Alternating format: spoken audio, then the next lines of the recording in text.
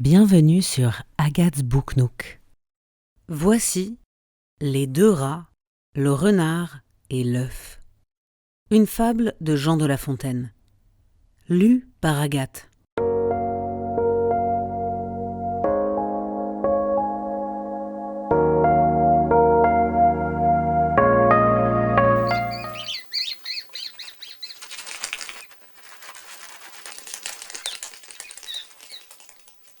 Deux rats cherchaient leur vie. Ils trouvèrent un œuf. Le dîner suffisait à gens de cette espèce. Il n'était pas besoin qu'ils trouvassent un bœuf. Pleins d'appétit et d'allégresse, ils allaient de leur œuf manger chacun sa part quand un quidam parut. C'était maître renard. Rencontre incommode et fâcheuse. Car comment sauver l'œuf? Le bien empaqueter, puis des pieds de devant ensemble le porter, ou le rouler, ou le traîner? C'était chose impossible, autant que hasardeuse. Nécessité, l'ingénieuse, leur fournit une invention. Comme ils pouvaient gagner leur habitation, l'écornifleur étant à demi-quart de lieue, l'un se mit sur le dos, prit l'œuf entre ses bras. Puis, malgré quelques heurts et quelques mauvais pas, l'autre le traîna par la queue. Qu'on m'aille soutenir après un tel récit que les bêtes n'ont point d'esprit. Pour moi, si j'en étais le maître, je leur en donnerais aussi bien qu'aux enfants. Ceux-ci pensent-ils pas dès leurs plus jeunes ans? Quelqu'un peut donc penser, ne se pouvant connaître. Par un exemple tout égal, j'attribuerais à l'animal non point une raison selon notre manière, mais beaucoup plus aussi qu'un aveugle ressort.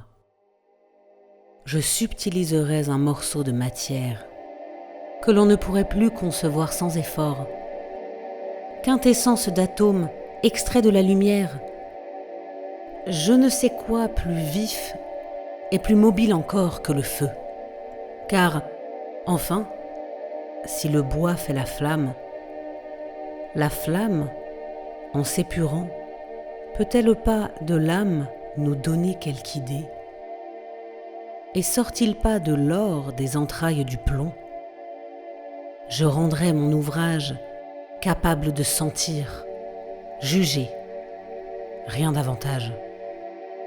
Et juger imparfaitement, sans qu'un singe jamais fît le moindre argument.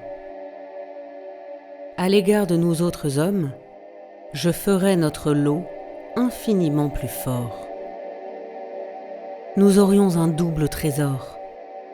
L'un, cette âme pareille en tout temps que nous sommes, sages, fous, enfants, idiots, hôtes de l'univers sous le nom d'animaux.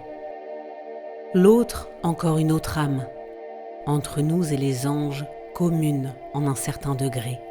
Et ce trésor à part, créé, suivrait parmi les airs les célestes phalanges, entrerait dans un point sans en être pressé, ne finirait jamais, quoiqu'ayant commencé, chose réelle quoiqu'étrange. Tant que l'enfance durerait, cette fille du ciel en nous ne paraîtrait qu'une tendre et faible lumière.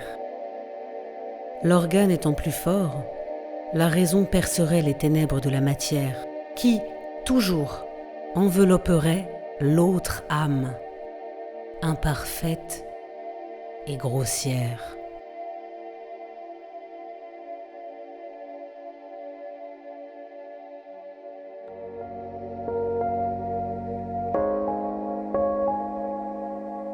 C'était Les deux rats, le renard et l'œuf de Jean de La Fontaine. À bientôt sur Agat's Book Nook.